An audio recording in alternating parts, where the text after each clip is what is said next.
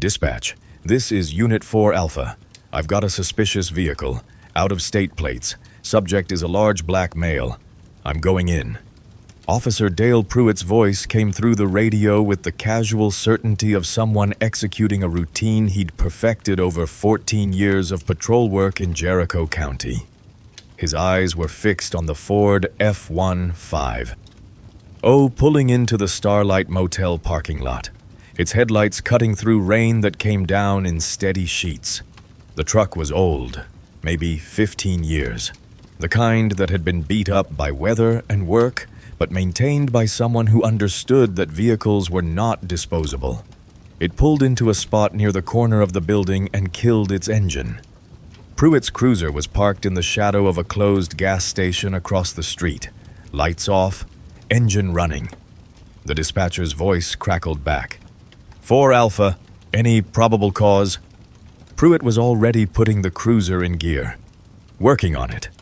That exchange, nothing more than that, contained everything. The casual tone, the predetermined nature of what was about to happen, the way a decision can be made without ever being articulated in legal language, without ever needing to be. Pruett had been doing this long enough to know the exact words that would come next, the exact shape the next few minutes would take. He'd done it 50 times before, 100 times, men who looked a certain way, driving vehicles that didn't match the area, arriving at the kind of place where nobody had anything good to hide. He pulled out of the gas station lot and headed toward the motel. The Starlight Motel stood on the edge of Jericho County like a monument to a different era. The name had been a promise once, a clean room, a comfortable bed, a place where the world made sense, but that was a long time ago. The M in the neon sign had burned out years before, and no one had bothered to fix it. The building sagged slightly at the middle, like something taking a long, tired breath.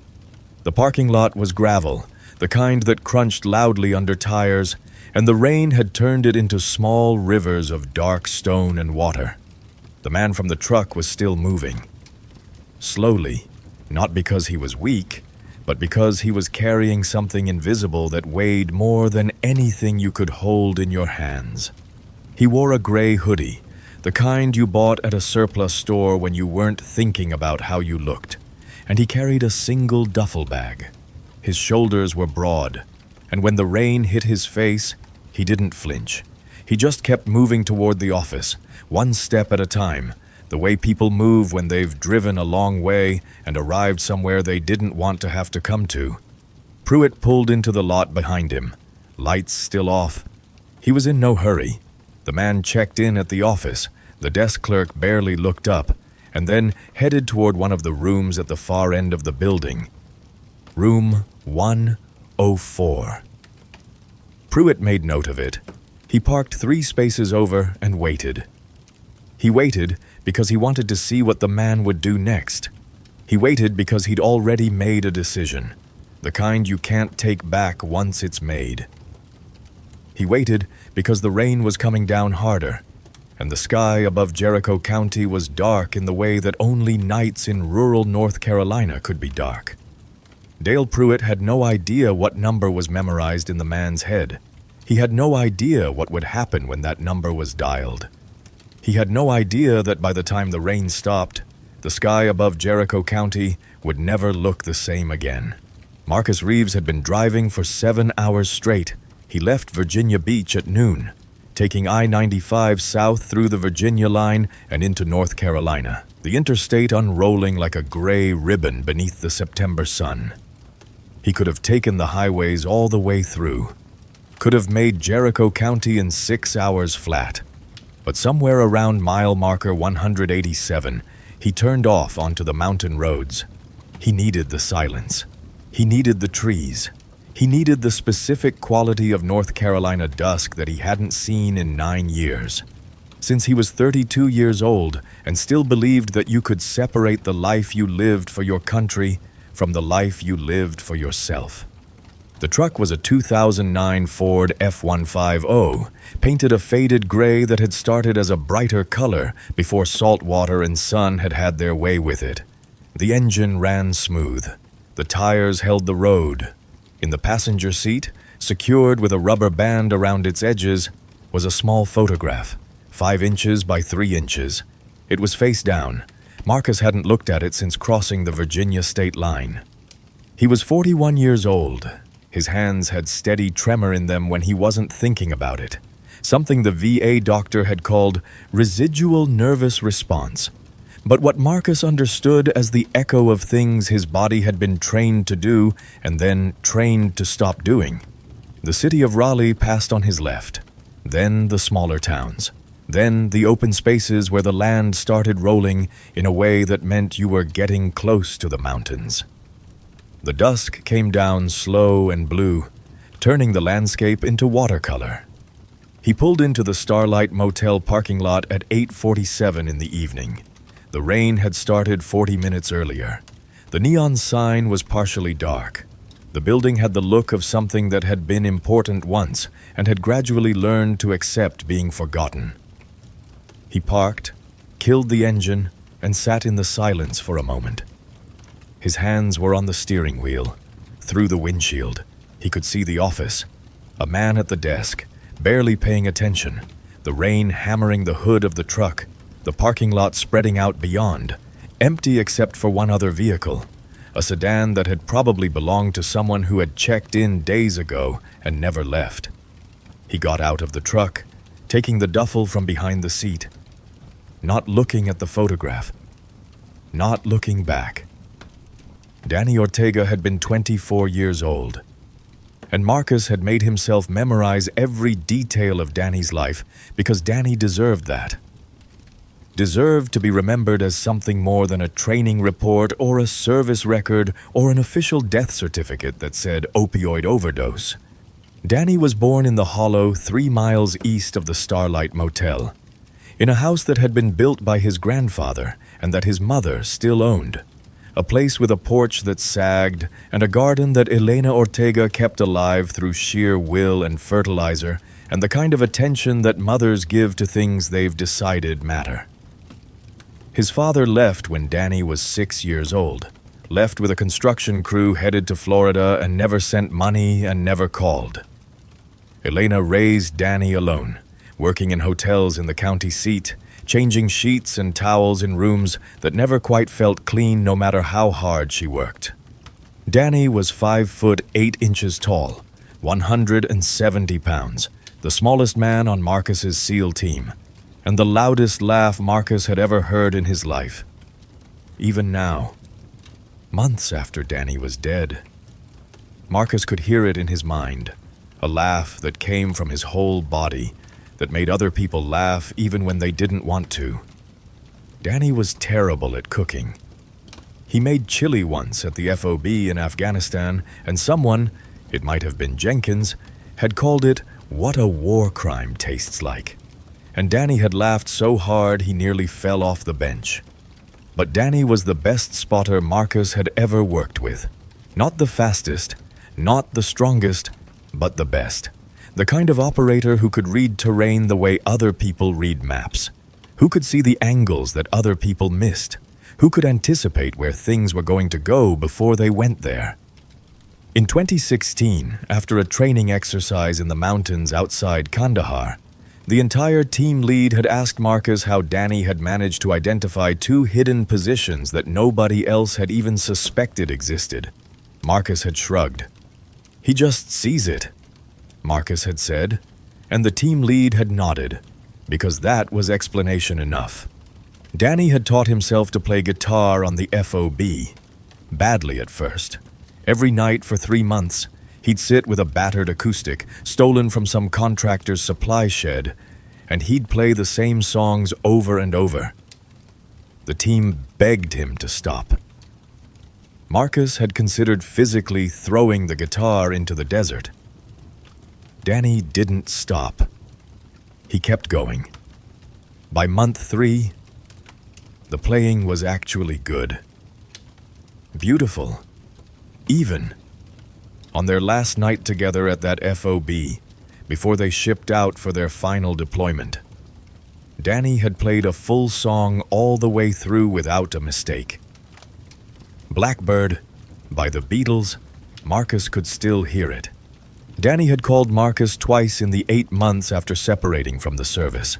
Once to say he was home, to say he was breathing North Carolina air and he couldn't quite believe it was real. Once to say that he'd seen something, something he needed to think about, something that didn't sit right with him. He never made a third call. 3 weeks later, Elena had called Marcus. Her voice was doing that thing voices do when they're carrying news that cannot be taken back. Danny was dead. The cause was an opioid overdose. Marcus did not believe it. The office of the Starlight Motel was a small space dominated by a desk and a large plastic ficus that had been yellow with dust for probably 5 years. The man behind the desk was in his 60s, with the weathered face of someone who had spent a long time in the sun and had made peace with getting old. He barely looked up when Marcus walked in, rain dripping from his hoodie onto the tile floor. "One night?" the man asked. "Yes," Marcus said. $38, cash or card?" "Cash." Marcus counted out 4 tens and laid them on the desk. The man slid a key across the formica. Room 104.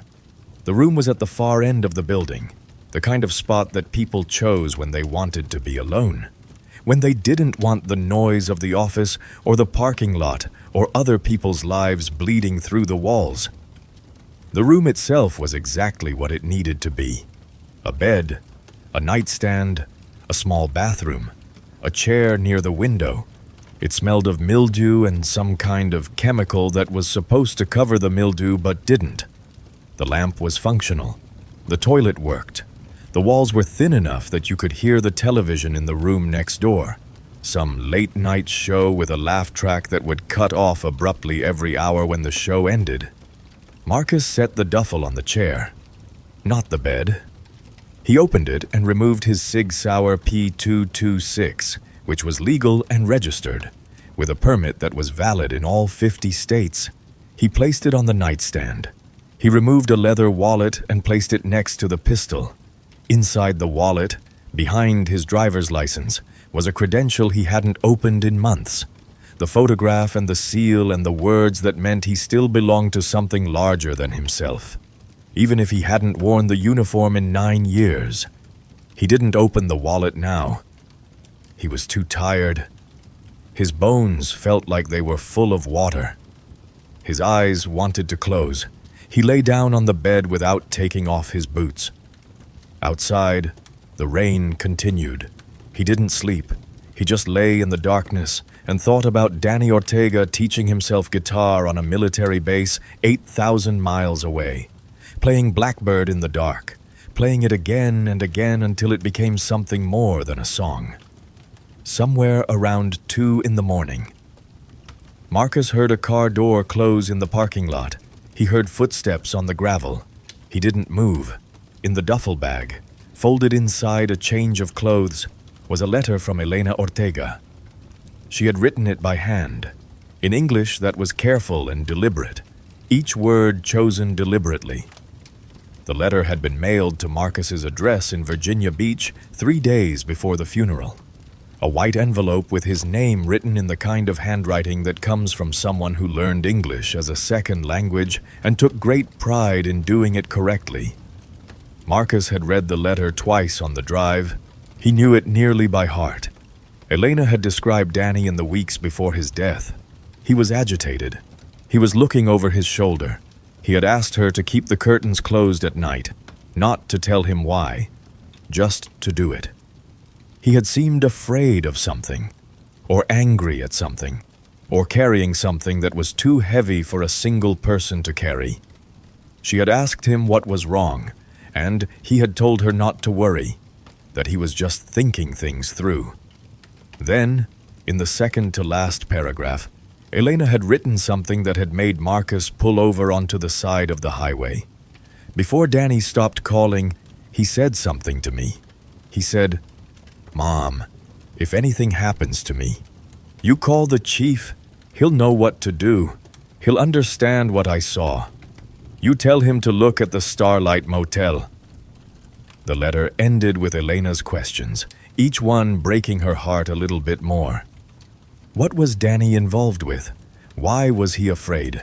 Why does the official report say overdose when my son was smart and careful and would never do such a thing? What did he see? And finally, can you help me understand? Can you tell me that my son did not die of a moment of weakness, but because of something else? Marcus had folded the letter and placed it back in the duffel.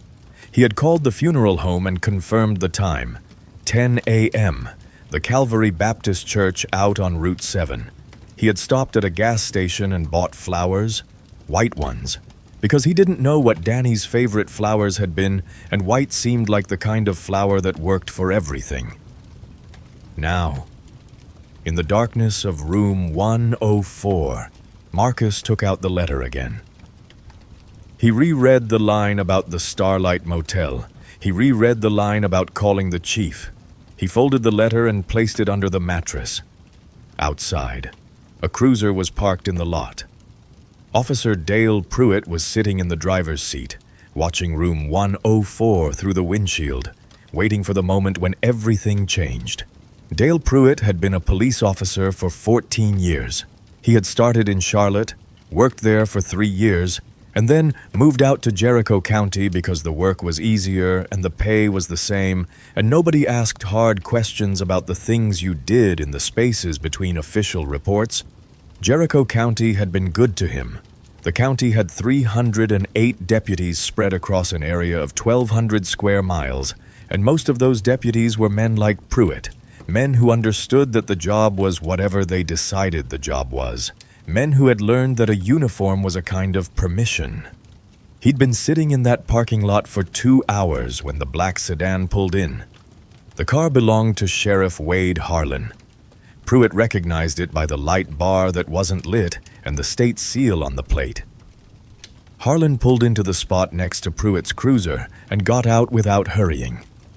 Harlan was 56 years old, big in the way that men with money and authority got big. Thick around the middle but still imposing when he wanted to be. He'd been sheriff for 18 years.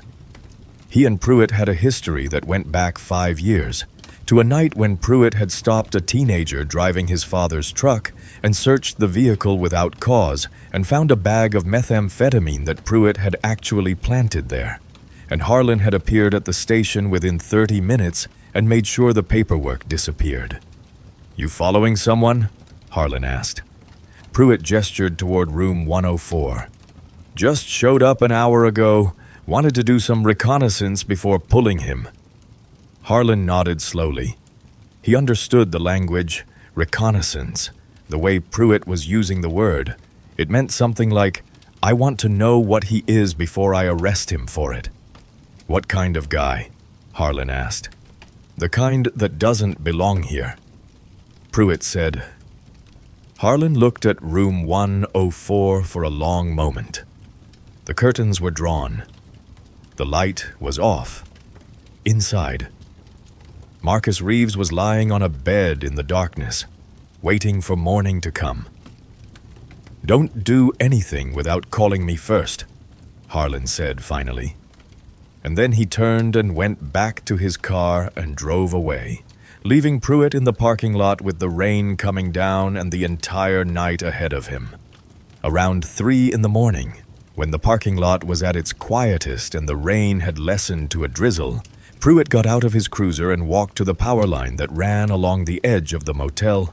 He had something with him, a small device, about the size of a pack of cigarettes, black plastic with a lens on the front, a camera, not a professional surveillance camera, but a consumer-grade dash cam, the kind you could buy on the internet for $80, powered by 4 AA batteries that would last approximately 72 hours.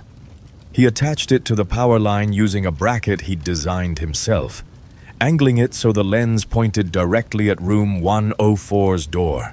He stepped back and checked the angle. Perfect. The camera could see anyone going in or coming out. It could record movement and voices. It could capture the moment when Marcus Reeves left the room in the morning. Pruett didn't fully know why he was doing this. The camera wasn't authorized. There was no warrant. There was no probable cause that would hold up in any courtroom in the country.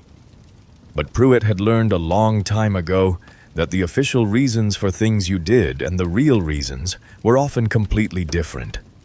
The official reason was simple surveillance of a suspicious person. The real reason was older and darker and had to do with things that Pruett had set in motion a long time ago and had never stopped.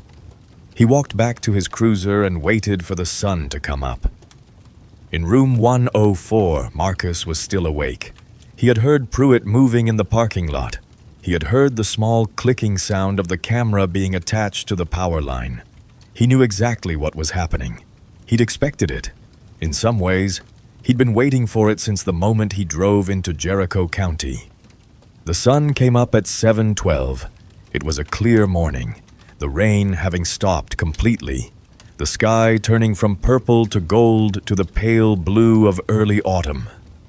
Marcus showered in the bathroom, the water coming out lukewarm and smelling faintly of rust.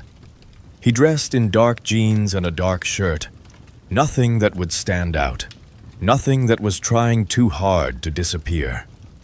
He checked the Sig Sauer, confirmed the magazine was full, and placed it in the small of his back under his shirt. He took the wallet from the nightstand and placed it in his pocket. The credentials still unopened inside. He looked at himself in the mirror. He looked tired. He looked like a man who had come to a place to bury his brother and was about to do the thing that came after burial, which was the thing nobody talked about, the thing that came when you realized that the official explanation was a lie, and the only truth left was the one you would have to build yourself. He left the motel room at 7:45 a.m. He did not lock the door. The key he left on the nightstand. Outside, the parking lot was empty except for Pruett's cruiser, which was still parked in the same spot it had been in all night. As Marcus walked toward his truck, Pruett turned on his lights, just the red and blue flashers, not the siren, and pulled the cruiser around to block Marcus's path. Marcus stopped. He watched Pruett climb out of the cruiser. Behind the cruiser, Pruett's dashcam was already recording, capturing everything that was about to happen. The camera on the power line was recording. Pruett's body camera, which he had switched on 5 minutes earlier, was recording. Everything was being documented. Everything was being saved. And Pruett had no idea that that was exactly what Marcus had been counting on. "Sir, I need you to step away from the vehicle," Pruett said, his hand resting on the butt of his service pistol. Marcus stepped away. "What's your name?" Pruett asked. "Marcus Reeves." Marcus said, "Where are you from?" "Virginia Beach." "How long have you been in Jericho County?" "Since yesterday evening." Pruett walked a slow circle around Marcus, the way you circle something you're trying to figure out. His uniform was crisp, his boots were polished. Everything about him was the picture of a professional, a dedicated law enforcement officer, a man doing his job. "Do you have any identification?" Pruett asked. Marcus reached slowly into his pocket and removed his driver's license. He held it out. Pruett took it, examined it, and handed it back. There was nothing in the license that explained anything, just a name and a face and a Virginia address. "What brings you to Jericho County, Mr. Reeves?" Marcus looked Pruett directly in the eyes. This was the moment. This was the instant when the story began, when the lie started to fold itself into the official record, when the thing that Pruett had set in motion would start to accelerate toward its conclusion. "A funeral," Marcus said. "Danny Ortega. You might have known him." Something changed in Pruett's face. It was small, a twitch at the corner of his eye, a slight tightening of his jaw. But it was there. Pruett knew exactly who Danny Ortega was. Pruett knew exactly what had happened to Danny Ortega, and Pruett knew, in that instant, that Marcus Reeves was not what he appeared to be. "Get in the car," Pruett said. And that was when everything began. The words, "You're under arrest," came after Pruett had placed the handcuffs on Marcus's wrists, after he had run Marcus's name through the system and found no warrants, after he had searched the truck and found the Sig Sauer and had written it up as an illegal weapon, which it was not. The permit was valid in North Carolina, registered, legal in all respects. But Pruett had written it up anyway because he needed a charge that would hold long enough to book Marcus, process him, and place him in a cell before anyone could ask the kinds of questions that would lead to answers Pruett did not want to give. Marcus sat in the back seat of the cruiser, his hands cuffed behind him, watching Jericho County pass through the window. The roads he was traveling were roads that Danny Ortega had traveled. The trees were trees Danny had known. The sky was a sky Danny had known. And somewhere in this county, in a coroner's office or a burial plot, or in the memories of the people who had known him, Danny was still here. The Jericho County Sheriff's Department was housed in a building that had been built in 1987, a structure of gray concrete and dark-tinted windows that looked designed to repel light and hope in equal measure. Pruett signed Marcus in at 7:58 a.m. He listed the charge as illegal possession of a concealed firearm by a non-resident. The charge was false. The permit was valid. The firearm was registered. But Pruett wrote it down anyway because he was following a script that only he could see. And that script was calling for Marcus to be placed in custody without bail for 24 hours pending a hearing. Marcus was processed by a booking officer named Stevens, a woman in her 40s who took his photograph and his fingerprints and his personal effects. The wallet with its unopened credential, the keys to the truck, the cash in his pocket. She bagged each item and labeled it and placed it in a secure container. She read him his rights. She asked if he wanted to call an attorney. Marcus declined. "You sure?" Stevens asked. She was looking at him with the kind of expression that suggested she'd seen enough men in the system to know that declining an attorney was usually a mistake. "I'm sure," Marcus said. He was taken to a holding cell in the basement, a room about 10 feet by 12 feet with a steel bench and a toilet and nothing else. The floor was concrete. The walls were concrete. The light came from a fixture behind reinforced plastic. A young man was already in the cell, 20 maybe. Hispanic, with tattoos on his neck that probably meant he'd already spent time in prison. "New guy?" the young man asked. "Yeah," Marcus said. "What did you do?" "Gun," Marcus said. It was the simplest answer.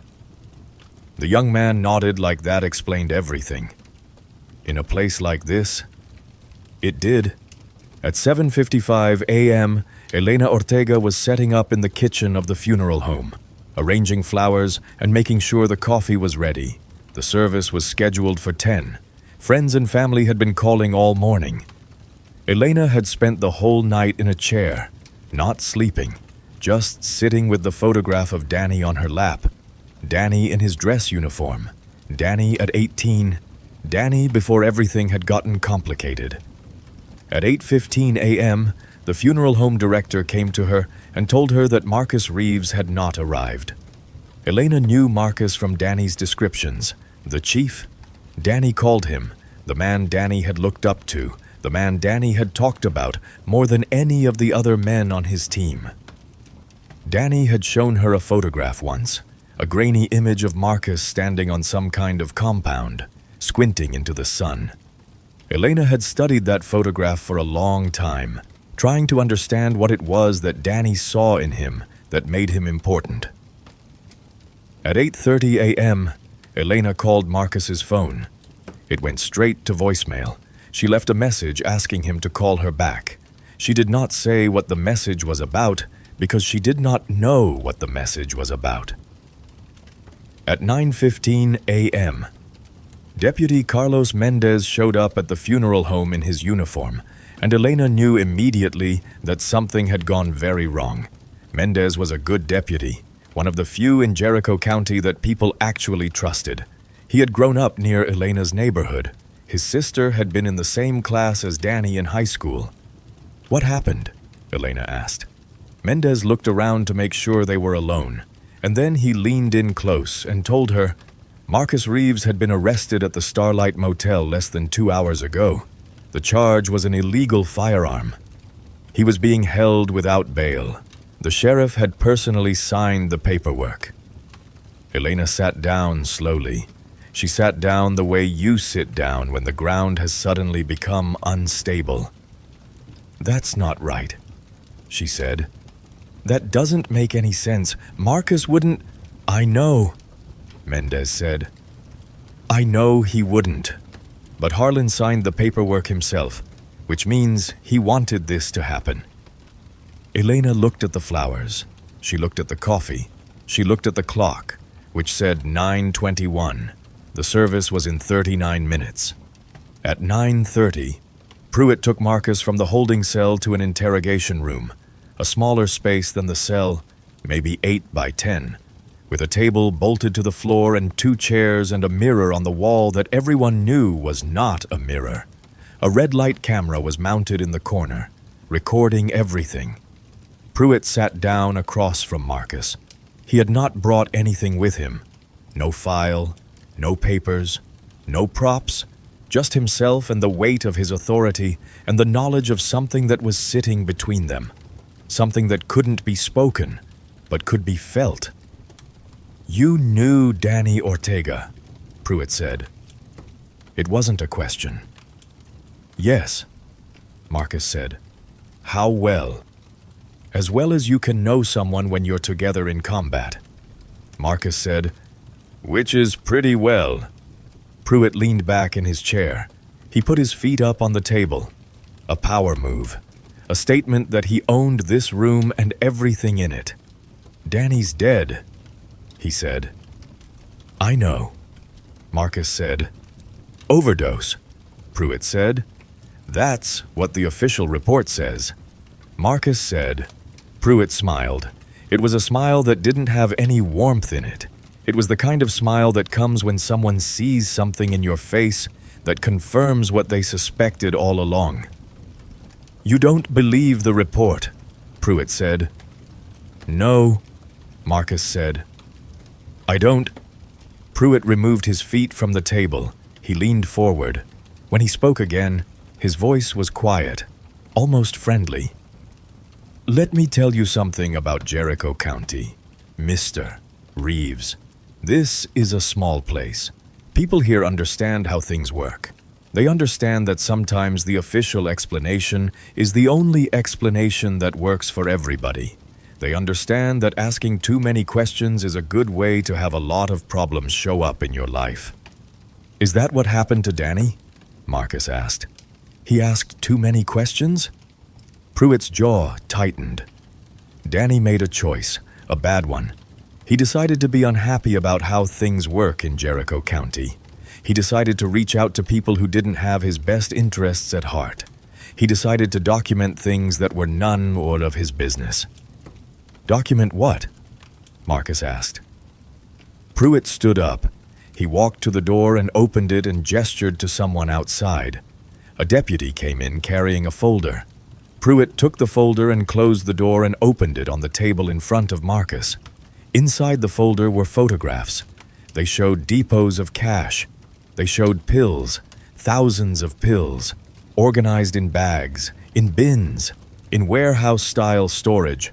They showed what looked like a pharmaceutical manufacturing operation, the kind of equipment you'd need to produce opioids in massive quantities. "These were found in Danny Ortega's truck," Pruett said. "After his overdose." Marcus looked at the photographs. He studied them carefully. "When?" Marcus asked. 3 days after he was found dead." "Who found them?" "Deputy Briggs, as part of routine evidence collection." Marcus looked at Pruett. "That's not true." "No." Pruett said quietly. It's not. Danny was working. He was gathering evidence of something he shouldn't have been gathering evidence of. He was talking to the wrong people, and Danny paid the price for that. Pruett closed the folder. Now you're here, Pruett said, and you're going to have to decide whether you're going to pay the price too, at noon. Pruett came back to the holding cell. He was carrying Marcus's belongings in a paper bag. He unlocked the cell and told Marcus to follow him. In the processing area. Stevens handed Marcus back his wallet, his keys, his cash. Everything was accounted for. Everything was labeled and cataloged and returned. You're being released, Stevens said. Marcus looked at Pruett. On what grounds? The gun charge, Pruett said. Upon further review of your permits and registrations, it turns out you're legal to carry in North Carolina. The firearms officer called this morning and confirmed it. My apologies for the inconvenience. Marcus put his wallet back in his pocket. He placed his keys in his other pocket. He was careful with his movements, careful with his expression, making sure that nothing on his face revealed what he was thinking. You're free to go, Pruett said. But before you do, I want to make sure you understand something. You've had a morning in Jericho County now. You've seen how we handle things. I'm hoping you can see that the best course of action is to get back in your truck and drive back to Virginia Beach and never think about Danny Ortega again. That would be the smart play. Marcus looked at Pruett. He thought about Danny teaching himself guitar on a military base. He thought about Elena's letter. He thought about the line Elena had written. He'll understand what I saw. I'm going to attend my friend's funeral, Marcus said. It starts in an hour. Pruett's expression didn't change, but something shifted in the quality of his silence. He had offered Marcus a way out, and Marcus had declined it. Now there would be consequences. That would be a mistake, Pruett said. Marcus walked toward the exit, behind him. Pruett called out one more thing. You should know. Your truck is going to be impounded for 72 hours while we complete our investigation of the firearm. You'll need a ride. Marcus stopped. He turned back. That's false imprisonment. That's procedure, Pruett said. And when Marcus walked out into the afternoon light, he was on foot, with no vehicle, in a county where he knew nobody. At the beginning of the worst thing that would ever happen to Jericho County. Deputy Carlos Mendez was waiting in the parking lot of the sheriff's station. He was still in uniform, but he had clearly left his shift. When he saw Marcus come out of the building, he straightened up and walked toward him. Mr. Reeves? Mendez asked. I'm Deputy Mendez. I knew Danny. Marcus nodded. He could read the situation on Mendez's face, the conflict, the knowledge, the weight of something that Mendez was carrying but hadn't figured out how to put down. I'm going to the funeral, Mendez said.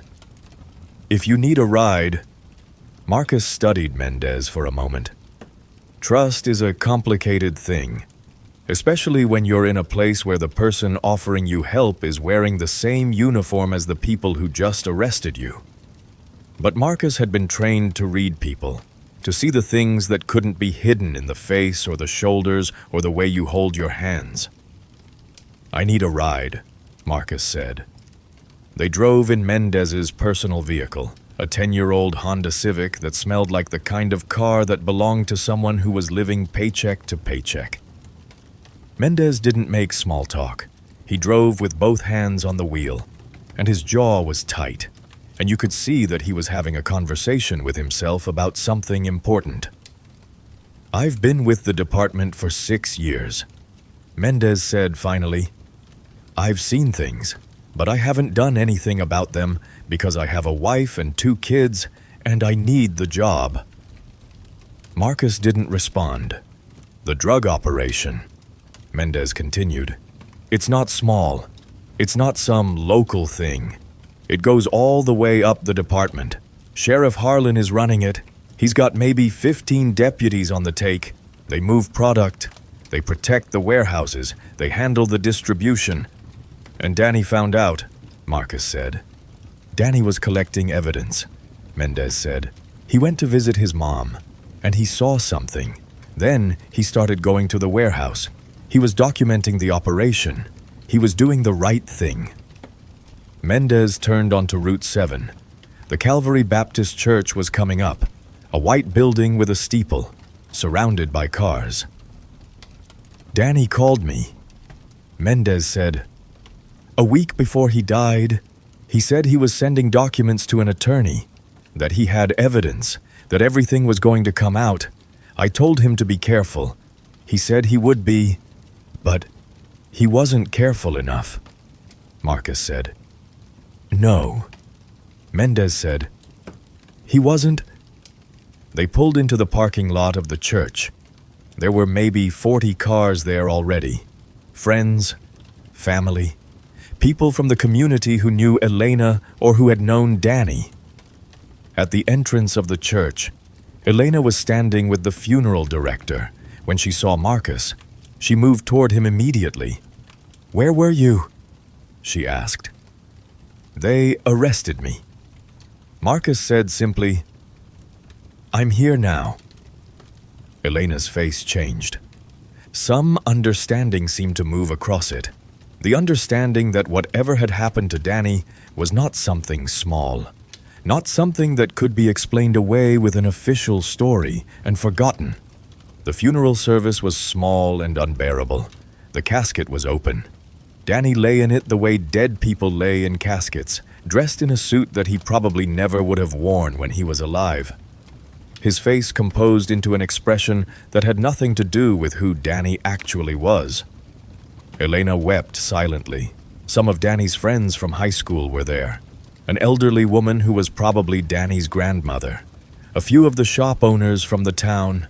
People who had known Danny since he was a child. The minister spoke about resurrection and eternal life and the ways of the Lord. He did not know Danny. He had never met Danny.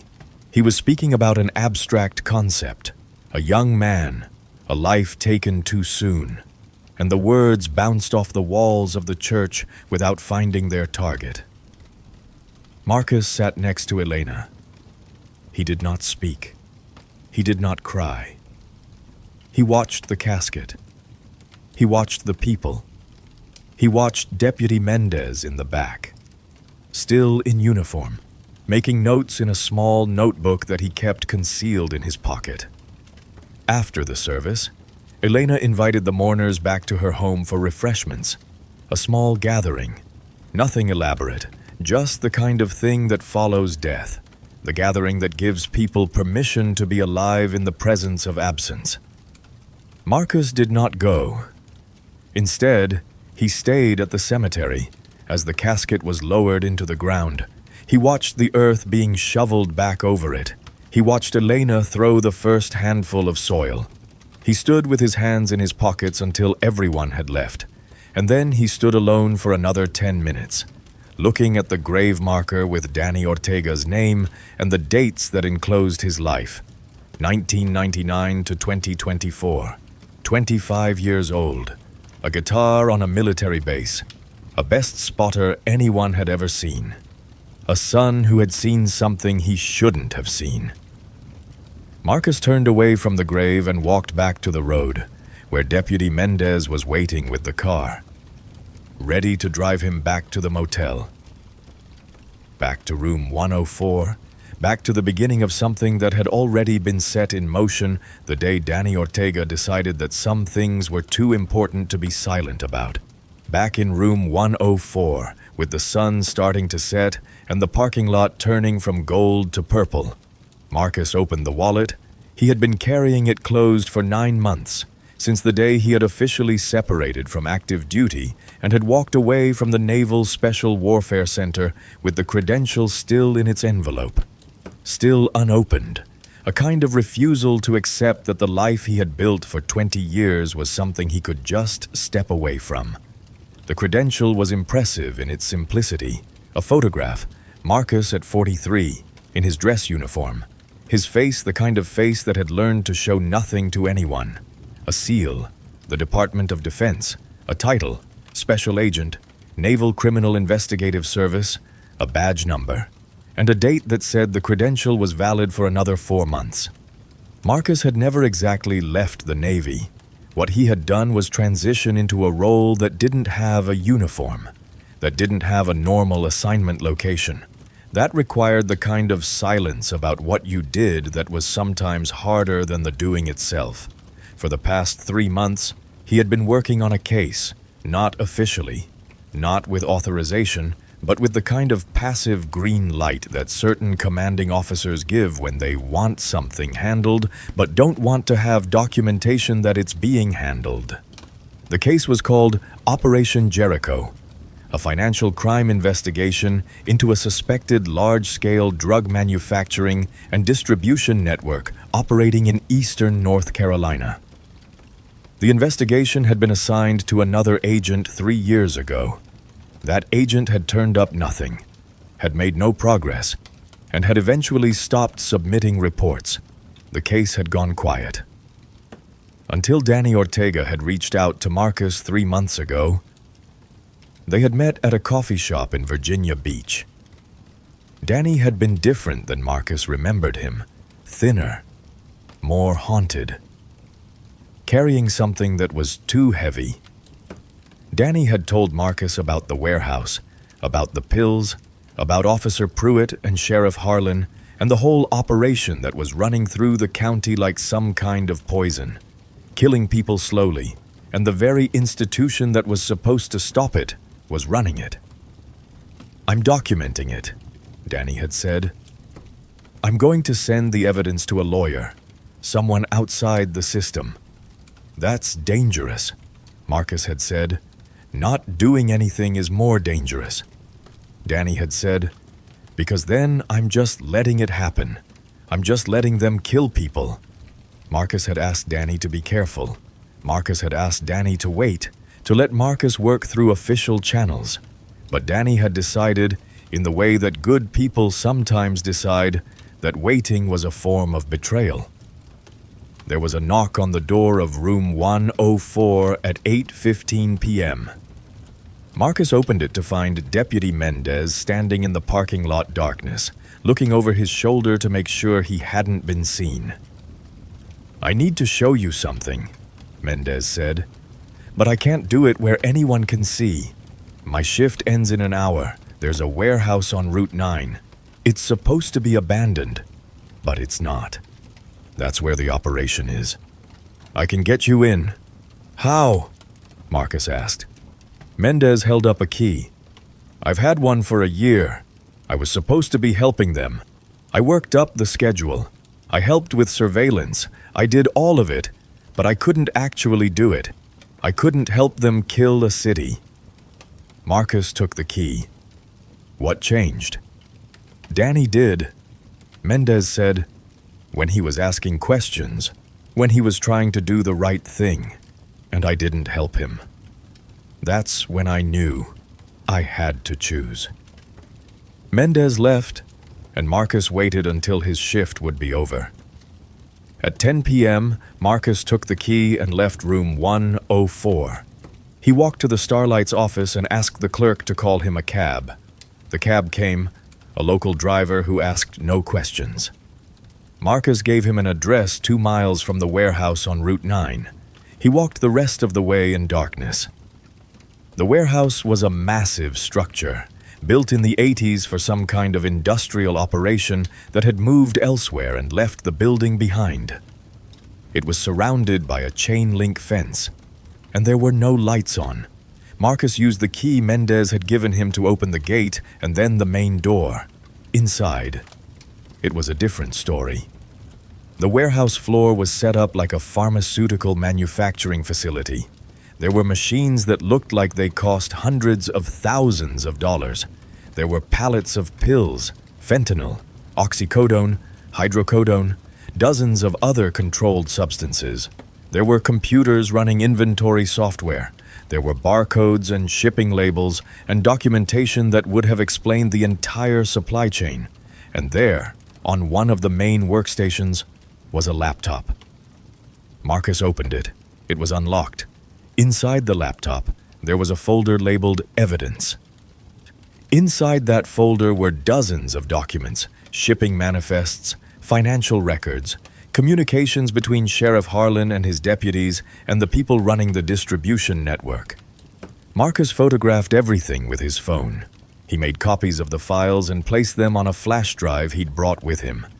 He was photographing the physical documents when he heard the sound of engines starting outside. Trucks. 2 of them. They were parking in front of the warehouse. Marcus closed the laptop. He moved to the back of the warehouse and found another exit. He was out the back door and into the darkness when the front doors opened and Pruett and Briggs and 2 other deputies came inside with flashlights. Marcus was gone before they saw that someone had been there. Marcus made it back to the motel at 11:40 p.m. His heart was moving faster than it should have been, the adrenaline still running through his system. He went into room 104 and locked the door and put the chair against it. He called Elena. It was late, but Elena answered on the first ring. She was awake. She had been awake. She had been waiting for someone to call and tell her something that would explain what had happened to her son. "Elena," Marcus said, "I know what Danny saw. I know what happened to him. And I'm going to prove it." "How?" Elena asked. "I can't explain now," Marcus said. "But I need you to understand that everything you suspected is true. Danny wasn't weak. He wasn't using. He saw something terrible, and he tried to do the right thing, and they killed him for it. And I'm going to make sure everyone knows that." There was silence on the other end of the line. Then Elena said the thing that would stay with Marcus for the rest of his life. "Be careful. Please be careful. I can't lose anyone else." After Marcus hung up, he looked at the credential on the nightstand. For the first time in 9 months, he opened it fully and looked at the photograph of himself staring back. A man in uniform who had decided that justice mattered more than safety. That duty was something you carried for the people you cared about, and that sometimes the only way to honor the dead was to stay alive long enough to make sure they were never forgotten. At 8 a.m. the next morning, Marcus made a call to a number he had memorized 9 months ago, a number that belonged to Robert Vance, an assistant U.S. attorney in the Eastern District of North Carolina who had been supervising Operation Jericho for the past 3 years from behind a desk in a federal building in Raleigh. Vance picked up on the 3rd ring. "Who is this?" Vance asked. "Marcus Reeves," Marcus said. "Naval Criminal Investigative Service, Operation Jericho." There was a pause. Then, "Reeves? Where the hell have you been? Your commanding officer said you were out of contact." "I've been in Jericho County," Marcus said, "working the case, and I have evidence, significant evidence. But I need to move carefully because the department is compromised. The sheriff, multiple deputies, and probably someone on the local side of the federal investigation. They're all running the operation together." Vance took a breath. You could hear the shift in him, the moment when the bureaucrat became someone who understood that what he was hearing was real and serious and important. "How significant?" Vance asked. "Complete supply chain documentation, names, dates, bank records, manufacturing logs.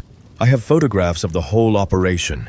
I have a laptop with everything backed up on it, and I have the testimony of a deputy who's willing to cooperate." "Stay on the line," Vance said. There was a hold.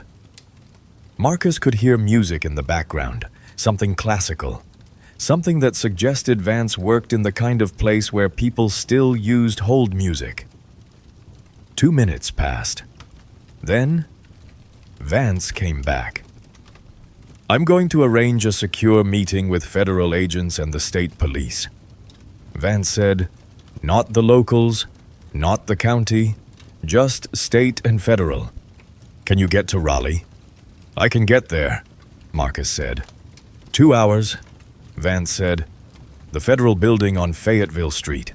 Ask for me at the security desk. And Reeves, don't tell anyone else. Don't call anyone.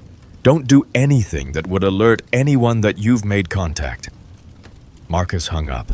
He looked around room 104, at the bed where he'd slept, at the nightstand where the credential was still sitting open, at the chair where his duffel bag had been since he arrived. He left everything where it was. He left the key in the lock. Marcus walked out of the Starlight Motel at 8:45 a.m.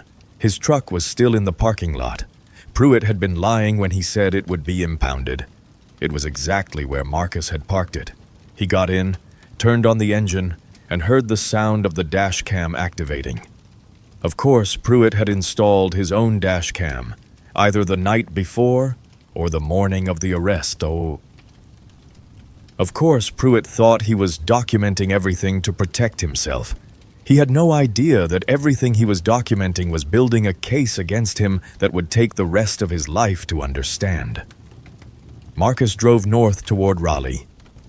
The landscape changed as he drove, from the rural expanse of Jericho County to the suburban sprawl that surrounded the capital city. He thought about Danny. He thought about Elena standing at the grave. He thought about the photographs he'd taken in the warehouse and the evidence he'd collected and the moment when all of it would stop being something hidden and become something undeniable. The federal building was tall and glass and represented the kind of institutional power that existed to protect people from the criminal enterprises that were supposed to prey on them. Marcus parked in the visitor lot. He entered through the main doors. At the security desk, he asked for Robert Vance. Vance appeared 20 minutes later. He was in his 50s, gray suit, glasses, the kind of person who spent his life assembling facts and turning them into arguments that convinced juries that things that seemed impossible were actually just true. He shook Marcus's hand without any preamble. "Come with me," Vance said. The conference room was on the 4th floor. Around the table were 6 people. Vance, 2 federal agents from the FBI, a woman named Sarah Chen and a man named David Rodriguez.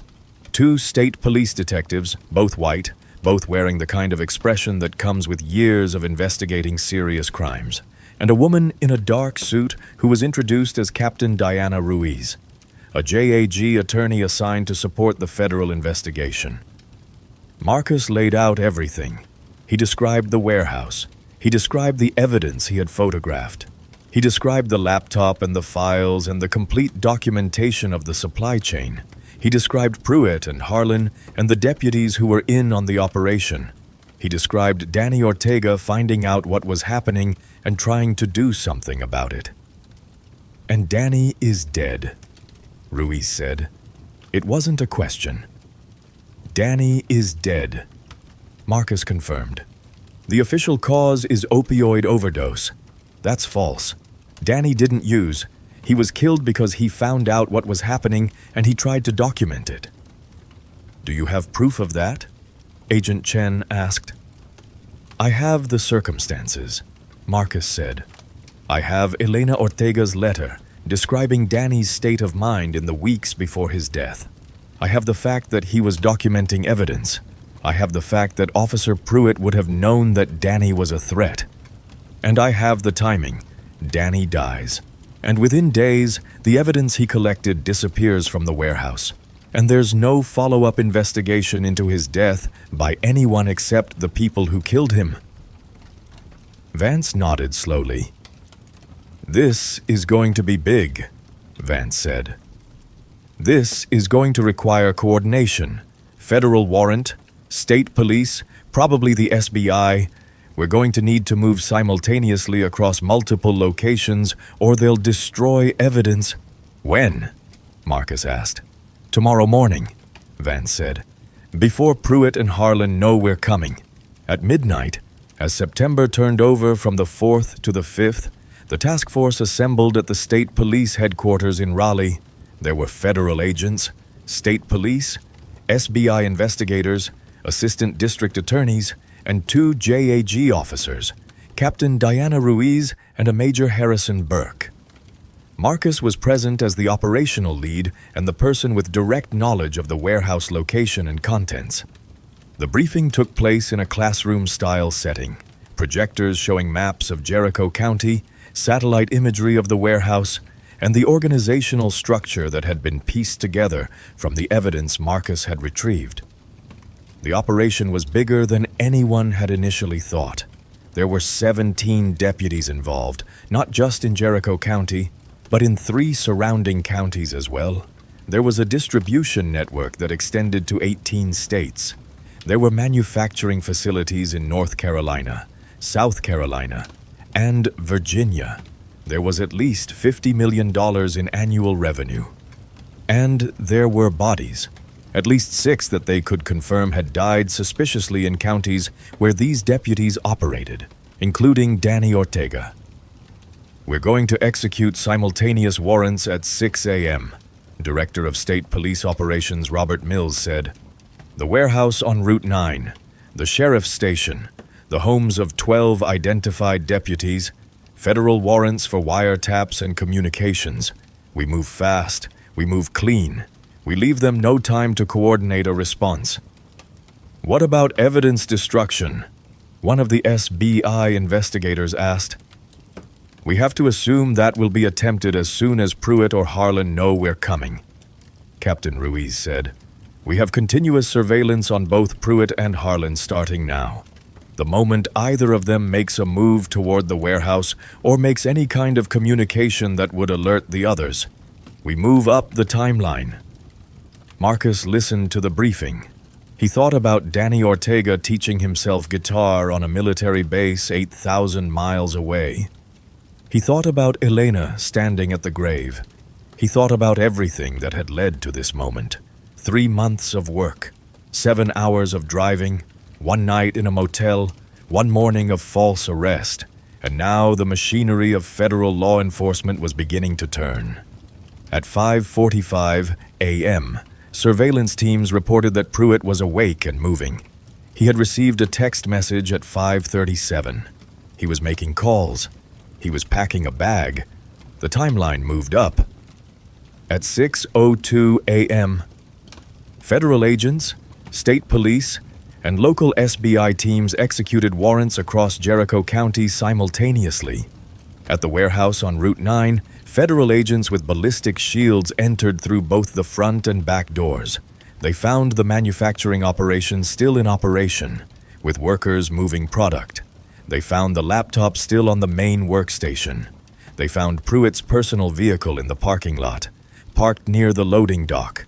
Inside the warehouse, Pruett was in the process of attempting to wipe the laptop's hard drive. He didn't have time to finish. Agents came through the back door and had weapons drawn before Pruett could even move away from the keyboard. He was on the ground in cuffs in less than 30 seconds. At the sheriff's station, Sheriff Wade Harlan was arrested at his desk as he was attempting to contact the deputies involved in the operation. He had written names on a piece of paper and had a phone in his hand and was making his 3rd call when state police came through the door and read him his rights before he could even speak. Across Jericho County, deputies were arrested at their homes. Some came quietly, some resisted.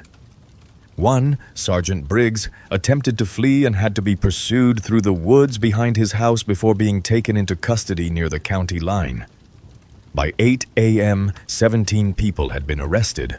By noon, the warehouse had been completely processed, every container cataloged, every document photographed, every piece of equipment documented for evidence. At 10:30 a.m., the sky above Jericho County changed. It was a clear morning, the kind of September morning where the light is slanting and perfect and makes everything look more real than it actually is. And then, above the tree line, there was the sound. Not an airplane, something heavier, something that beat the air into submission. The first Black Hawk came from the northeast. Military colors, moving low and fast. Then a second one. Then a third. They circled the warehouse once, then settled into a holding pattern over the tree line. They weren't there for Pruett or Harlan or the deputies. They were there for a different operation entirely. A DEA-led coordinated hit on the distribution centers in South Carolina and Virginia that were part of the same network. The Black Hawks were part of a multi-state operation that included federal agents, military liaison officers, and a coordination structure that went all the way up to the DEA director's office in Washington. The helicopters had been scheduled for a week. Nobody had told Pruett that they were coming. Nobody had told Harlan. They had been planned as a part of a larger takedown that would have eventually reached them. But the timeline had been moved up by Marcus's evidence, by the need to move before the local operation could coordinate a complete destruction of evidence. In room 104 of the Starlight Motel, Marcus watched the Black Hawks from his window. He felt Elena's presence even though she wasn't there. The knowledge that somewhere in Jericho County, a mother was looking at the sky and understanding that something had changed, that the thing her son had seen and tried to document had finally been named and exposed and arrested in the light of a clear September morning. At 1 p.m., in a secure federal facility outside Raleigh, Officer Dale Pruett sat across from Captain Diana Ruiz and FBI agent Sarah Chen. He had been read his rights. He had been offered counsel. He had declined to have an attorney present. That was mistake number one. "You've been operating a pharmaceutical manufacturing and distribution network in Jericho County for at least 5 years," Captain Ruiz said. It wasn't a question. It was a statement of fact, backed up by the evidence that was being laid out in front of him as she spoke. Pruett didn't respond.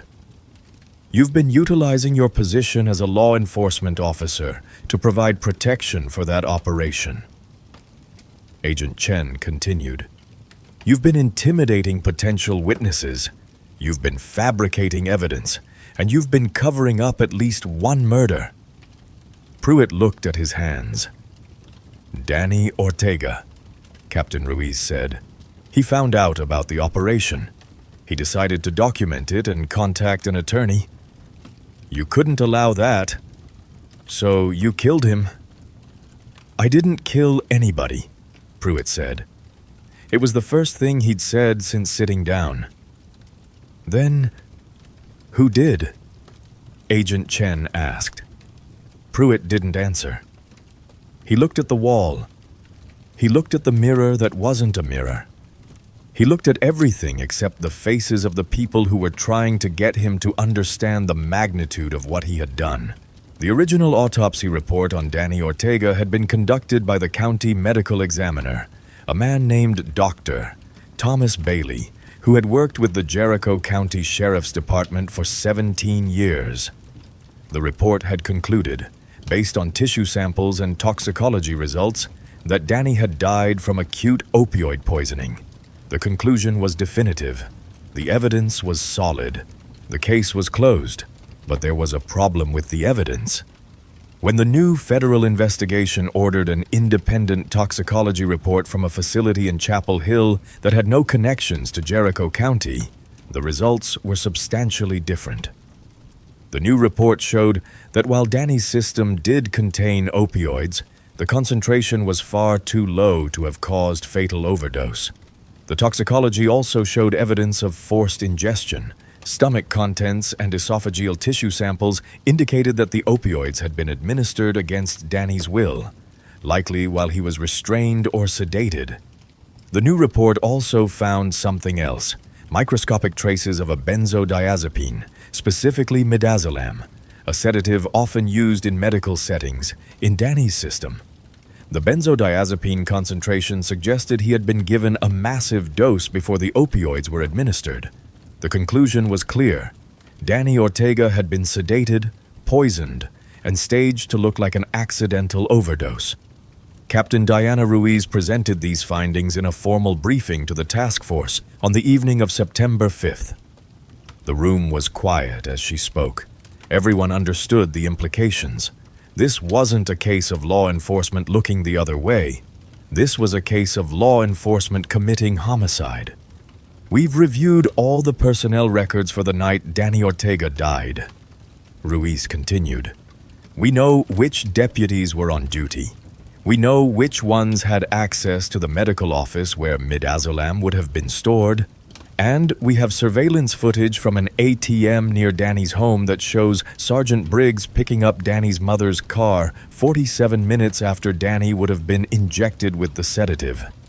While federal prosecutors were building a case against Pruett based on the toxicology evidence, Deputy Carlos Mendez was making a decision that would cost him his career and his security, but that would probably save his soul.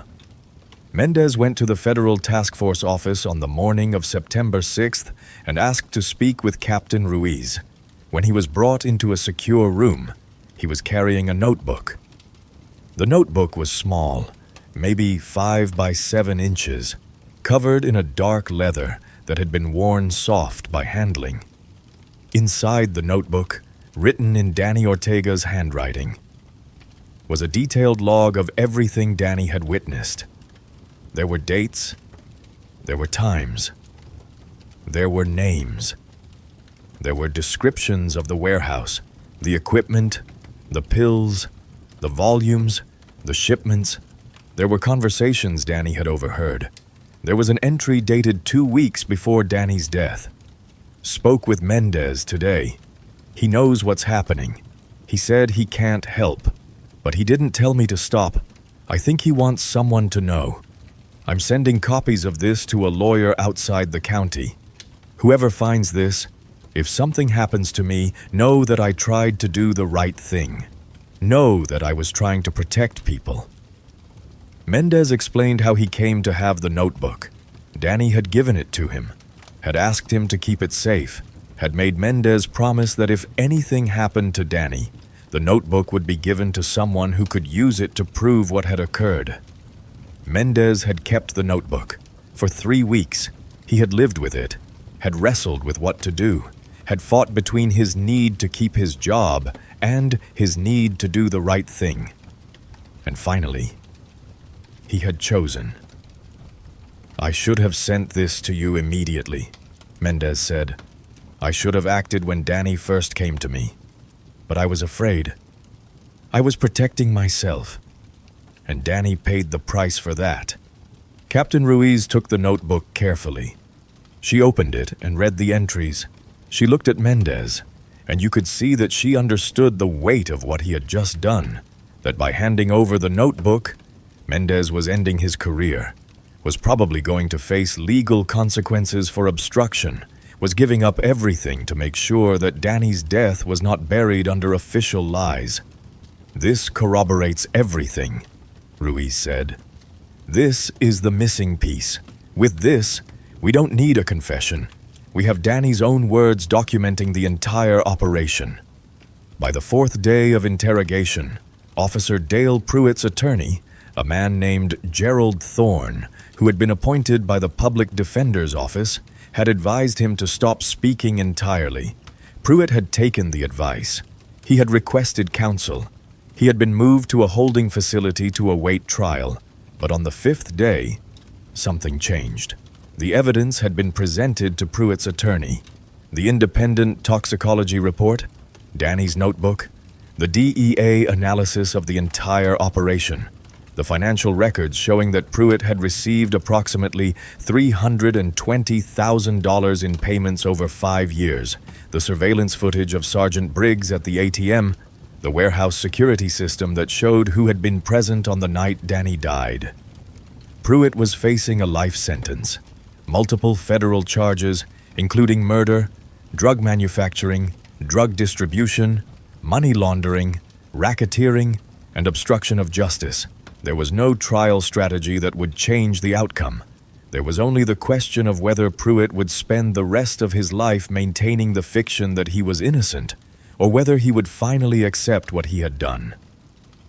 He requested to speak with Captain Ruiz again. No attorney present, just Ruiz and Pruett and the recording device. "I didn't do the killing," Pruett said. "Harlan ordered it. He was worried that Danny was going to go public. Harlan ordered Briggs to take care of it. I didn't participate in the actual killing." "But you benefited from it," Reeves said. "Yes," Pruett said. "And you helped cover it up."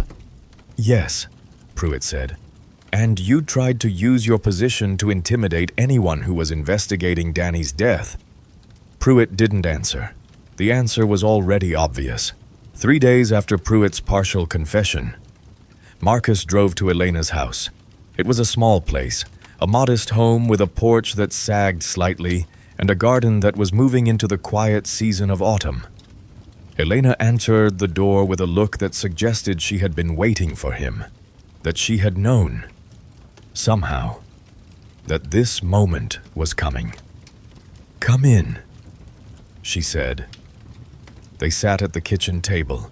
Elena had prepared coffee, and there were pastries, and the kind of quiet that comes when you're sitting with someone who has shared something unbearable with you.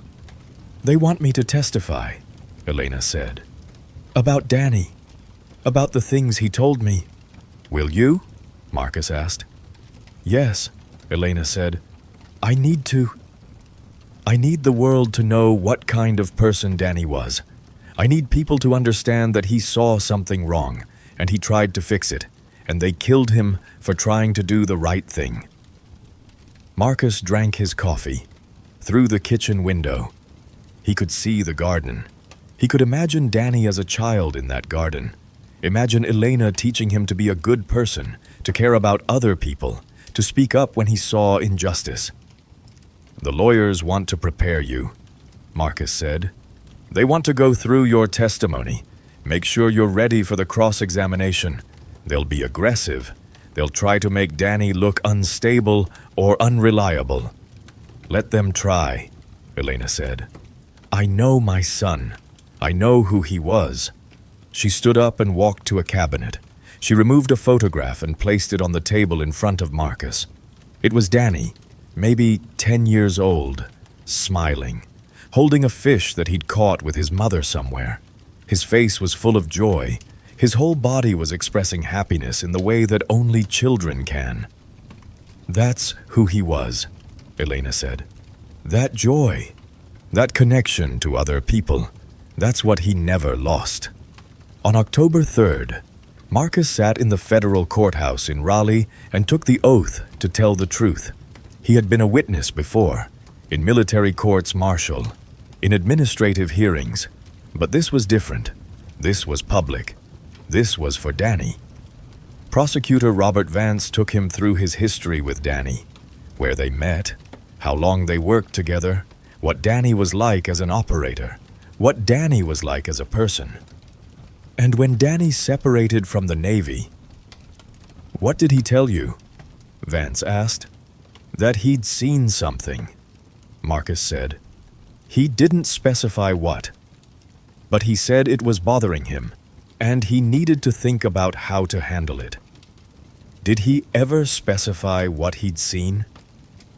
"Not to me," Marcus said. "But I received a letter from his mother. She wrote that Danny had told her he had seen something related to pharmaceutical distribution in Jericho County. And what did you do with that information?"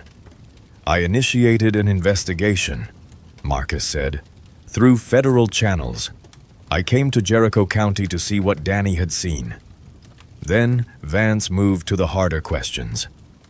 "Officer Pruett arrested you on your first day in Jericho County. Why do you think he did that?" Marcus paused. This was the question that got at the heart of everything. "Because I had come to investigate what Danny had found. Because Pruett knew that if I was asking questions, it was only a matter of time before he was exposed. So he tried to intimidate me into leaving. Did he succeed?" "No," Marcus said. "Why not?"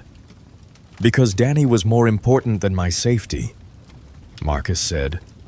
"Because Danny had tried to do the right thing, and he'd paid with his life. And if I left, his death would have meant nothing. Vance sat down. The defense attorney, Gerald Thorne, stood up. He was a competent attorney, but he was defending something indefensible, and both of them knew it. "Is it true that you worked undercover in Jericho County for 3 months?" Thorne asked. "Yes," Marcus said. "And during that time, you obtained evidence without a warrant from a private warehouse?" "I obtained photographs and documents." Marcus said, "The warehouse was being used for illegal manufacturing. The documents were evidence of a federal crime." "But you didn't have a warrant." "No," Marcus said. "So, technically, you broke the law to get that evidence." "I broke the law to get evidence of a much larger law being broken," Marcus said. "And I did so as a federal agent acting in an investigative capacity. The evidence was lawfully preserved and has been independently verified by federal forensic teams." "But at the time you obtained it?" "At the time I obtained it, I was trying to make sure my friend's death was not covered up by the very institution that was supposed to protect people," Marcus said, "and I'd do it again." During his final statement, Marcus told the courtroom about Danny's last conversation with him, about Danny saying he had seen something that didn't sit right, about Danny deciding to document it, about Danny understanding the risk and doing it anyway. "The cost was Danny Ortega," Marcus said quietly. "A young man who had served his country with honor. A young man who came home and tried to help his community. A young man who understood that justice sometimes requires you to stand up against powerful people, even when those people are wearing uniforms and carrying guns and have the backing of an entire institutional structure." Marcus looked at the jury. "They killed him for it," Marcus said. "They sedated him. They poisoned him. They staged it to look like an accident. And then they tried to close the case and move on like nothing had happened." He paused. "But Danny's mother didn't accept it. Danny's friend, his chief, didn't accept it. And now, because of the courage of people like Deputy Carlos Mendez, who finally chose to do the right thing, we all know the truth. We all know that Danny Ortega was murdered. And we all know why." The trial of Sheriff Wade Harlan began on October 8th and lasted for 12 days. The trial of Officer Dale Pruett ran concurrently, in a separate courtroom, because the two had represented themselves as co-conspirators, and the federal court wanted to keep the proceedings clear and separated. The evidence presented was overwhelming. The independent toxicology report, Danny's notebook, the laptop files, the financial records, the surveillance footage, the testimony of Marcus Reeves, the testimony of Elena Ortega, who sat in the witness stand and described her son with such clarity and love that even people who had never met Danny understood exactly who he had been. The testimony of Deputy Carlos Mendez, whose simple statement, "I should have acted sooner, but I'm acting now," seemed to carry the weight of moral reckoning that the whole case had been about. The prosecution laid out the entire operation, the manufacturing facility on Route 9, the distribution network spanning 18 states, the 6 confirmed suspicious deaths in counties where these deputies operated, the financial benefit, millions of dollars in total, with Pruett, Harlan, and the other deputies receiving regular payments to ensure the operation remained protected, and then the killing of Danny Ortega. The prosecution presented a theory. Harlan learned that Danny was gathering evidence of the operation. Harlan ordered Pruett to handle it. Pruett gave the order to Sergeant Briggs. Briggs, with assistance from at least one other deputy, sedated Danny with midazolam stolen from a medical clinic that Sheriff Harlan's brother-in-law operated. They then administered a massive overdose of oxycodone. They staged the scene to look like an accidental overdose. They altered the initial investigation to make the death seem like a suicide by misuse rather than a homicide. The defense attempted to argue that the timeline didn't add up, that the evidence could have been contaminated, that there was reasonable doubt about Pruett's involvement, but the defense had no counter-narrative that explained the evidence. It had no witnesses that contradicted the prosecution. It had nothing but arguments about procedure and reasonable doubt, which seemed thin and insufficient compared to the reality of what had happened. On the 11th day of trial, Sheriff Wade Harlan took the stand in his own defense. It was a decision that Gerald Thorne had advised against, but Harlan insisted. Harlan still believed he could charm his way through the testimony, that his personality and authority could convince a jury that the evidence was somehow mistaken or misinterpreted. Harlan was wrong. Under direct examination, Harlan maintained that he had no knowledge of the pharmaceutical operation. He claimed that the money deposited in his accounts was from legitimate sources. He claimed that Danny Ortega's death was a tragedy, but that he had no involvement. But under cross-examination, Prosecutor Vance took apart Harlan's testimony piece by piece. "You received $342,000 in deposits to your personal bank accounts over 5 years, Vance said, laying out bank statements on the evidence table. "Can you explain the source of these deposits?" "Consulting work," Harlan said. "What kind of consulting?" "Security consulting." "For whom?" Harlan didn't answer. You could see the moment when he understood that he had made a mistake, that claiming consulting work without being able to specify who he consulted for was an admission of guilt. "Let's talk about Danny Ortega," Vance said. "You've testified that you had no involvement in his death, is that correct?" "That's correct," Harlan said. "And yet, we have testimony from Deputy Carlos Mendez that you personally ordered him to investigate Danny Ortega approximately 1 week before Danny's death. Is that testimony false?" "I don't recall that," Harlan said. "You don't recall ordering an investigation into a person who was documenting evidence against you?" Harlan didn't answer. "And we have a communication, an email recovered from the seized laptop, in which Sergeant Briggs writes to you, quote, 'The problem will be handled by end of week,' unquote. That email was sent on the day Danny Ortega died. Can you explain that email?" "I don't have an explanation for emails that might have been on that laptop," Harlan said. "You're not disputing that you received this email?" "I'm not confirming or denying anything without legal counsel present," Harlan said. But it was too late. The damage was done. The jury had seen Harlan's desperation. They had seen him unable to explain the evidence. They had seen him choosing silence over explanation, which is its own kind of confession. On the final day of Harlan's trial, Elena Ortega was allowed to give a victim impact statement before the jury began deliberations. She stood in front of the jury and held a photograph of Danny in his military dress uniform. "My son was 25 years old when he died," Elena said. Her voice was steady. She had prepared for this, but no amount of preparation could have made it easy. Danny was the kind of person who noticed when something was wrong. He noticed when people were being hurt.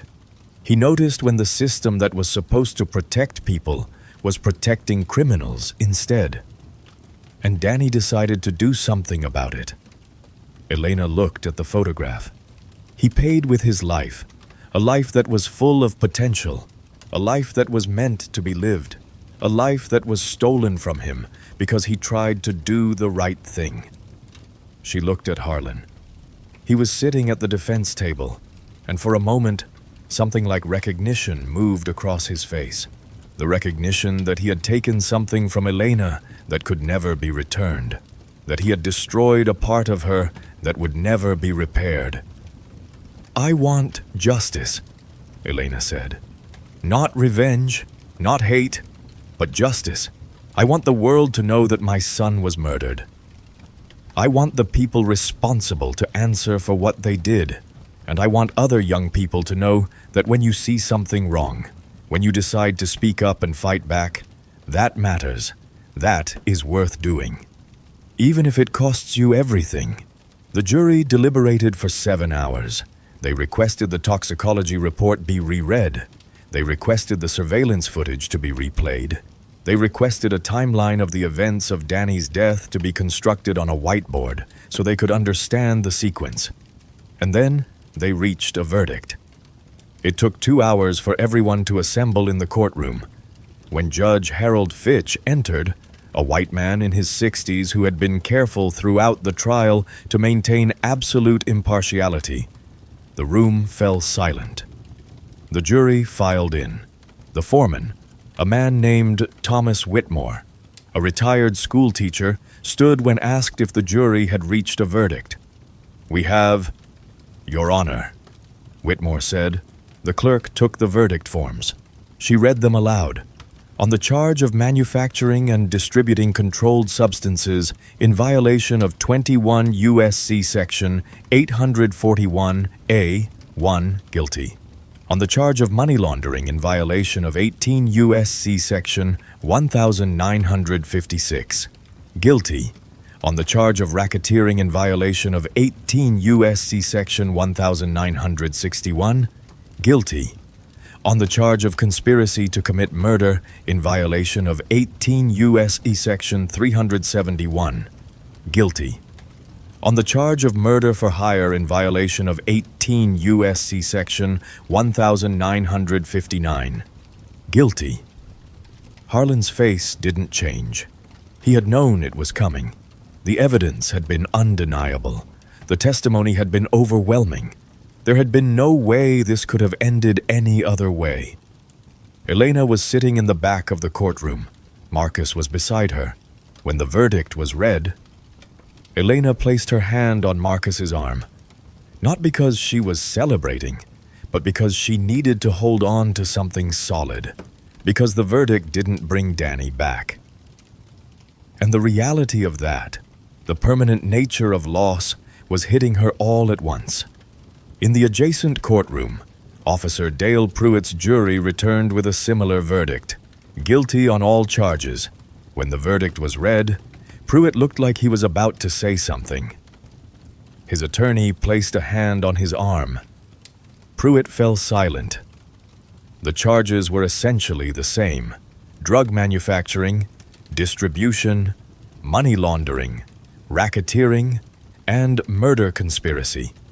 Pruett's trial had taken 10 days instead of 12 because there was less ambiguity about Pruett's role. Pruett had been the person on the ground. Pruett was the cop who had arrested Marcus falsely. Pruett was the cop who had intimidated witnesses. Pruett was the facilitator of the entire operation on a day-to-day basis. When the jury was dismissed after reading their verdicts, Pruett looked at Marcus, who was standing at the back of the courtroom. For just a moment, something like understanding seemed to move between them. Not forgiveness, not respect, but the recognition that the story between them was ending, that the thing Pruett had started on that rainy Tuesday night at the Starlight Motel had now been brought to its conclusion. On November 2nd, Judge Harold Fitch convened court for sentencing. He had read the pre-sentence investigation reports. He had reviewed the evidence. He had considered the impact on the victims. He had written a 17-page sentencing memorandum that would become part of the permanent record. When Harlan was brought before him, the judge did not give a speech. He did not lecture. He simply stated what he was about to do. "Wade Harlan, you have been convicted of manufacturing and distributing hundreds of kilograms of controlled substances. You have been convicted of money laundering in excess of $10 million. You have been convicted of racketeering. You have been convicted of murder for hire. You have been convicted of using a position of public trust to facilitate these crimes." The judge paused. "Furthermore, the evidence establishes that your crimes resulted in the death of at least 6 people, including Daniel Ortega, a young man whose only offense was attempting to expose your criminal enterprise to law enforcement." The judge looked directly at Harlan. "It is the judgment of this court that you be sentenced to life imprisonment without possibility of parole in the custody of the Federal Bureau of Prisons." The gavel came down. Harlan showed no reaction. You could see that he was already somewhere else mentally, already adapting to the reality of his new life, A life spent in a prison cell, without freedom, without power, without the kind of authority that he had spent 20 years building. When Pruett was brought before the judge, the sentence was the same: life without parole. When Sergeant Briggs was sentenced a week later for his role in the actual murder of Danny Ortega, the judge gave him life with the possibility of parole after 35 years. A mercy, perhaps, or a recognition that Briggs was not the architect of the scheme, but merely the executor of orders. 6 months later, on the lot where the Starlight Motel had stood, a new building rose from the foundation. The Starlight had been seized by the federal government as part of asset forfeiture proceedings related to the criminal enterprise. Marcus's civil lawsuit against Jericho County for the false arrest, the false imprisonment, and the violation of his civil rights had settled for $2.3 million. Marcus had donated the entire settlement to Elena, and Elena had used it to establish a new organization, the Danny Ortega Veterans and Community Legal Center. The building was striking in its simplicity, a single-story structure with wide windows and an open design, meant to be inviting rather than institutional. Inside, there were 3 main sections: a free legal clinic staffed by attorneys from the State Bar Association who volunteered their time, a vocational training program for veterans returning to civilian life, and a memorial room dedicated to Danny's memory.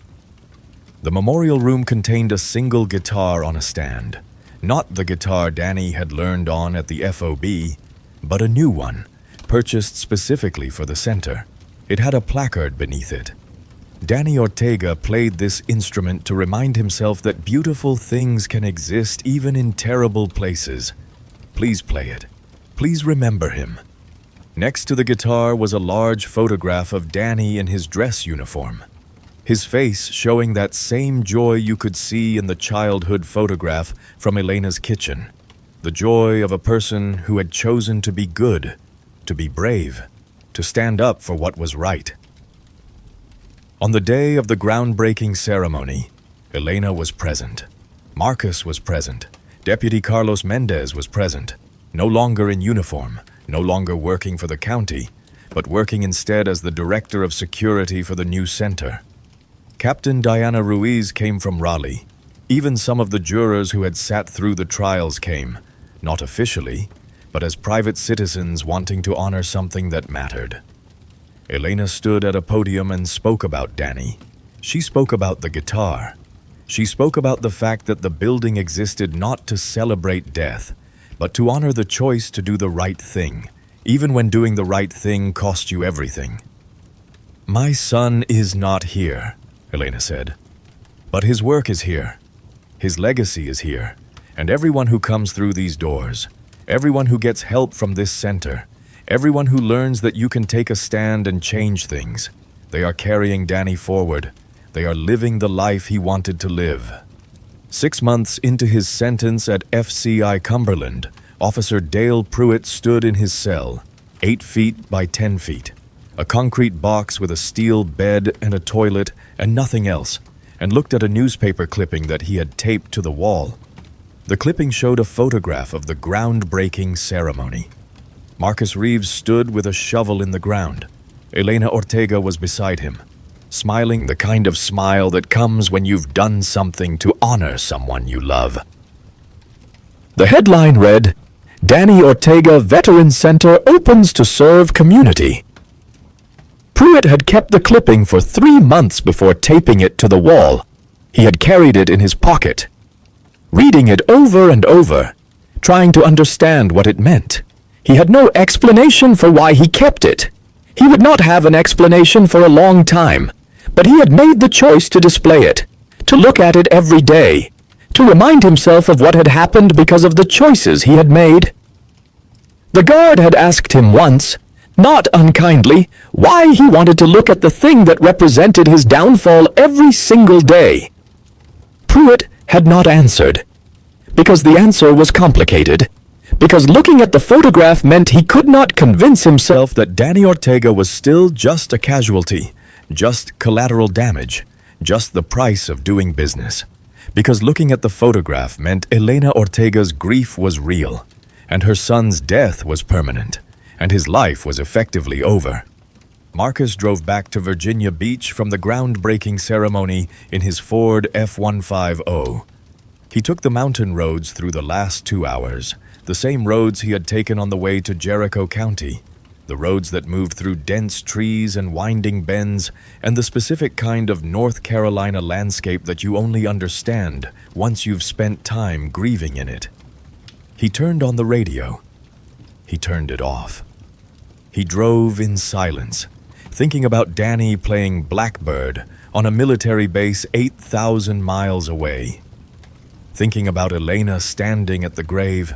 Thinking about the moment when Harlan's guilty verdict was read and understanding had moved across his face. The understanding that the life he had built was over. That the power he had accumulated was meaningless. That justice, however delayed, had finally arrived. He pulled onto the highway that would take him north. The sky ahead was clear. The stars were beginning to appear, the way they do in the hour just after sunset, when day and night are negotiating which one gets to own the sky. He was going home, but he knew he would come back. He would come back for the opening of the center. He would come back for Elena. He would come back whenever Danny's memory needed to be honored, whenever the story of what Danny had sacrificed needed to be remembered. Dale Pruett's first parole review is scheduled for the year he turns 69. He has filed no appeals. His attorney advised him against them. The evidence was, in the specific language of Gerald Thorne's final memo to his client, complete. The road through Jericho County has been repaved. The speed traps at the county line, the spots where Pruett and the other deputies used to sit in shadow, waiting for opportunities to harass drivers, are empty now.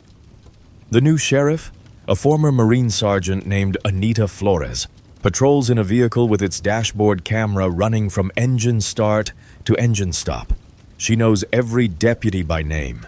She knows the kids in the community. She knows the shop owners. She is building something different from what was there before. Marcus Reeves came to Jericho County to bury a brother. He came with a duffel bag and a photograph face down on the passenger seat and a wallet with a credential he hadn't opened in months. He was stopped on a rainy Tuesday night by a man who looked at him and saw nobody. That man was wrong, but not in the way people usually talk about. He was wrong about who Marcus was. He was also wrong about Danny, about what Danny had seen, about what Danny had started, about what it would take to finish it. The people who think that nobody means invisible have always misunderstood the arithmetic. Nobody means nobody is watching, and nobody is always watching.